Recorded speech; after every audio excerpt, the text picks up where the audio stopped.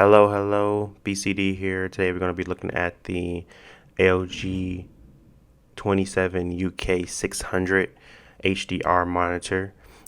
Just wanted to go over it because I recently bought it and I wanted to give you my opinion on it and whether or not I thought it was worth the money and I guess what price point I would pick it up at. But going over the panel and everything and just viewing angles and everything like that, it's spot on. It's in that $400, $300 range of monitor for IPS monitor. Viewing angles are great. Image quality is great. I'm going to have some images running in the background of me gaming on it because that's pretty much all I use it for. I really don't have any say in photography or anything like that, but I do feel like the color and accuracy is pretty clear, and I think that it is pretty accurate when it comes to color balance and everything. And you can tweak a little bit of settings to your liking.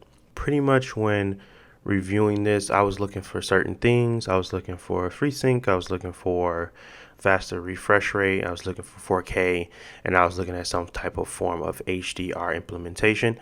It's not the full calibration or configuration for HDR10, but it does get the point across. I mean, I don't feel like it's terrible.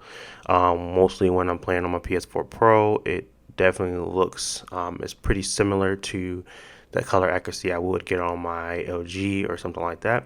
Of course, it's not black as an OLED, but it definitely does have an IPS panel. So take that for what it's worth. So this monitor comes with two HDMI ports, one display port, and a headphone out. There is models that does have speakers included, and then it has a USB Type C. They're all in the similar. They all have the same panel, but they do have different features. So in regards to that, the more you spend, the more features you will get. None of that stuff is necessary for me. I just needed a good panel, and that's why I went with the 600 versus the 850 or 650. So when it comes to the adaptive or the FreeSync, the adaptive sync, the monitor does do a pretty good job of putting out a pretty decent FreeSync range. I mean, well, of course, it's going to be between 60 and 48, but it does do a good job of the implementation. I don't feel like it's an issue.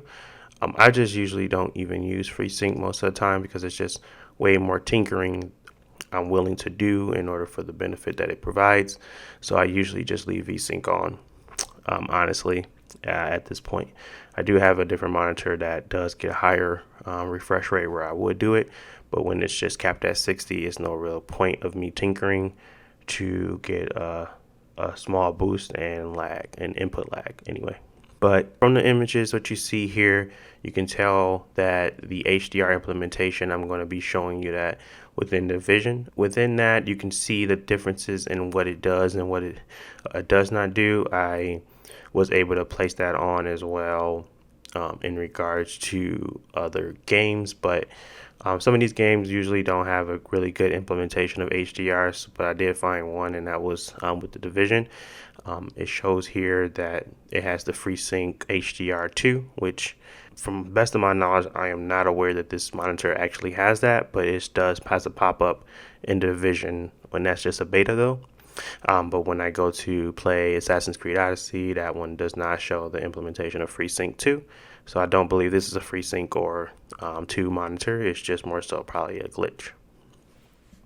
In regards to software and what LG does to try to, help with creating templates or preferences, from there they have this thing called custom game, FPS game, and RTS. I usually keep it on FPS because it gives you the least amount of input lag, as well as it has like the best balanced colors. Custom games and RTS are okay. I just feel like the FPS has the better options. So if you didn't want to calibrate and you didn't want to do anything out the box and you just wanted to have a good settings, or at least okay settings for gaming or just viewing, I would go with FPS game as the preference there, and don't have to really tweak anything after that. But it is a pretty good panel out the box.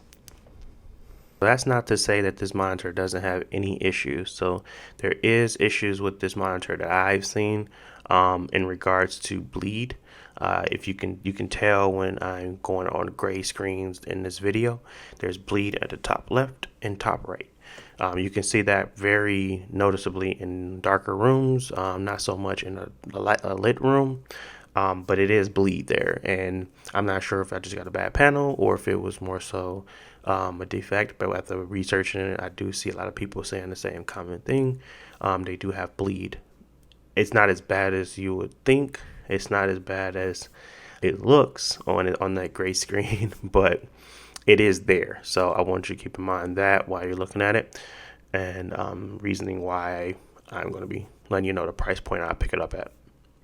In regards to their boasted HDR effect, that is a terrible option. I would not advise anyone to place that on. It's something where they just over saturate and over sharpen most items, and it just makes everything look bad. So I would not advise anyone to use the HDR effect. They boasted on their site, but it's not a good effect. So I would not advise anyone to use that. But yeah, just a recap of everything I stated there. This is the base model LG 4K HDR TV monitor. There is different types out there, but they're just feature heavy. The same panel is used in all of them. So if you were looking for a decent introductory 4K HDR monitor, this is it.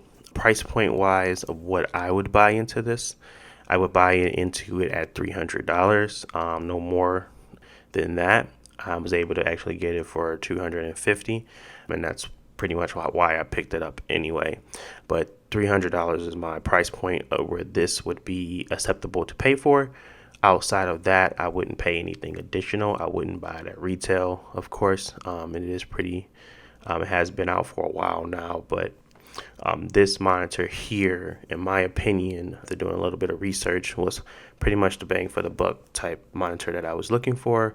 It had FreeSync. It had the HDMI, two HDMIs and display port. It had an optical out for when I'm playing on my PlayStation and stuff like that. I didn't want to have to run through the speakers or have a headset in all the time, so that's a plus for me. HDR support, and it does work with Xbox One X and PS4 Pro.